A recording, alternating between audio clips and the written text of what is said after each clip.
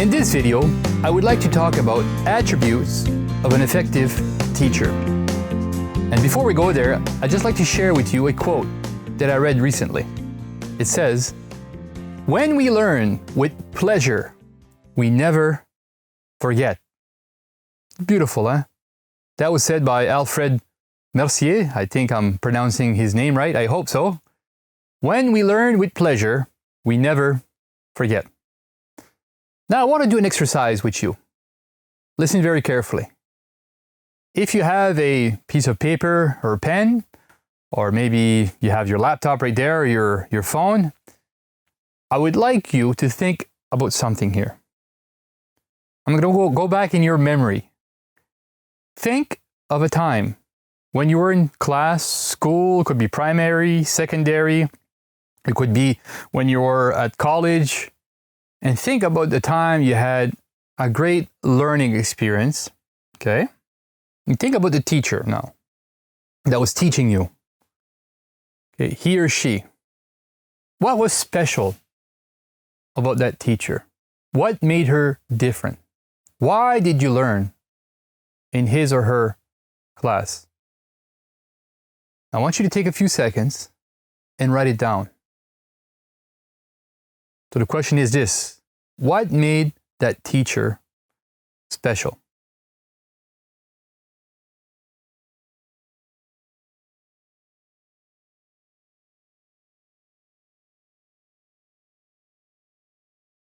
Okay.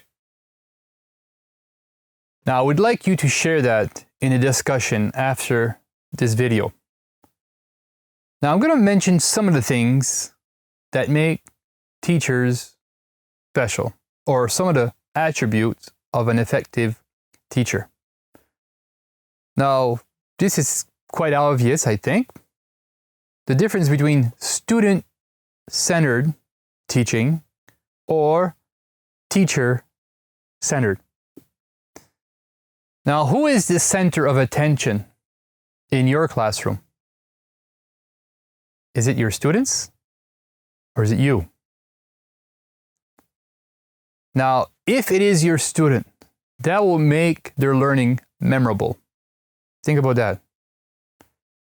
Another thing is when the teachers act as change agent for the learners. Now, we as teachers, we play a role in the lives of the students that we have with us. We leave impressions on them. Let us not forget that. When a teacher is aware that he is here to help his students in their life, we act as change agent. Now, maybe you've mentioned this in your reflection. You had a teacher that was patient, understanding, empathetic, and flexible. So those are some of the attributes of a good teacher. Now, another thing too, very, very important, is the communication skill or style of the teacher. Now, if you had a teacher that was very difficult to understand, it had jargon that you didn't understand, it was too high for your level, well, it would have been difficult for you to learn in that class. As teachers, we have to make sure that the words that we use, that they'll understand them. I'm not saying that we should not use new words or even complicated words, but we're not here to impress them with our vocabulary. That's very, very important. We're not there to impress them with our knowledge. We should not be the center. They should be the center in the classroom. A good teacher, some of the traits or characteristics, he's a good facilitator in the classroom. He can facilitate discussions.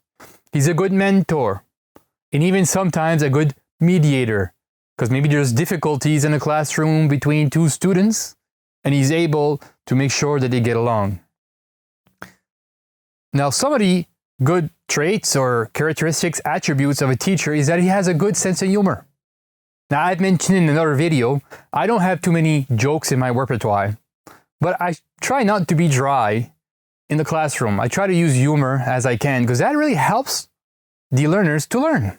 If you have good jokes or good scenarios to share with them, a good laugh before the class starts is good. Or even, let's say you're teaching and maybe it's hot or you're tired or it's Friday afternoon or Monday morning, and sometimes a great time to add a joke in your while you're teaching. So good sense of humor has enthusiasm for the subject too. Like the learners can see that. They can see that the teacher loves to teach what he teaches. Very, very important. Now, of course, this one is evident. A good teacher has to be competent in the subject matter he's teaching. So we have, as teachers, make sure that we understand what we're teaching. Let's say we haven't taught that in a while. Make sure we brush it up. We go back and read it, study it, make sure it's clear in our mind. Because if it's not clear in our mind, it won't be clear here. That's very, very important. Now, another trait is he is a reflective practitioner. That is someone who reflects on his act of teaching. Even before he teaches or before he enters into the class, he's thinking about what is he going to do and why. And even as he's teaching, he's reflecting on how he's teaching and the reason why he's saying this or that. And after the class, he even reflects on what he has taught and asks himself the question, should I have done something differently? If so, what? Then the next time I'll do it. So a reflective practitioner. So that is a good characteristic of a teacher. Another one, he has good control of the classroom. Because sometimes, like even just the past week, we had to pick a class president. And it was there was a lot of energy in the class.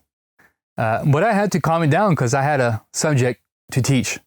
So we have to make sure that, sometimes it's good if they're laughing, having a good time in the classroom.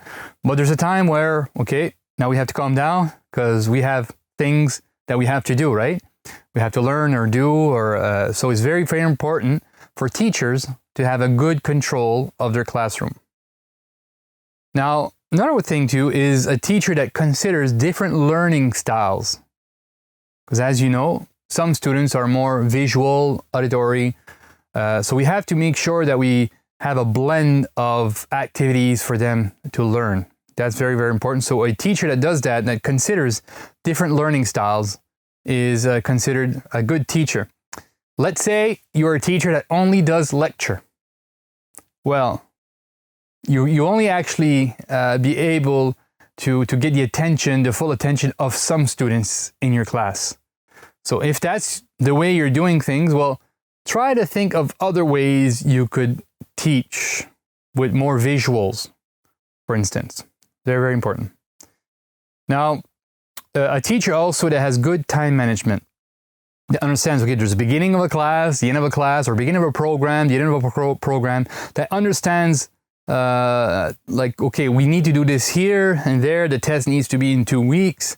Good time management is a good trait for a teacher. Another one is he helps students attain their goals. So we need to get to know our students. Okay, where do you want to go in life? What do you want to do? What do you have difficulty with? How can I help you to do that? Those are good attributes of an effective teacher. Another one is a teacher that fosters the student's self-esteem. Like if you've been teaching for a few years, you saw that some students, they're always second doubting themselves, like, oh, I'm not ready for the tests, I don't know what to do, I'm not ready, or maybe they're self-esteem for other areas of their life. For us as teachers, we have to make sure that we work on their self-esteem. Okay, we have to be realistic, of course, when we're talking to them, but we need to make sure that we work on their self-esteem.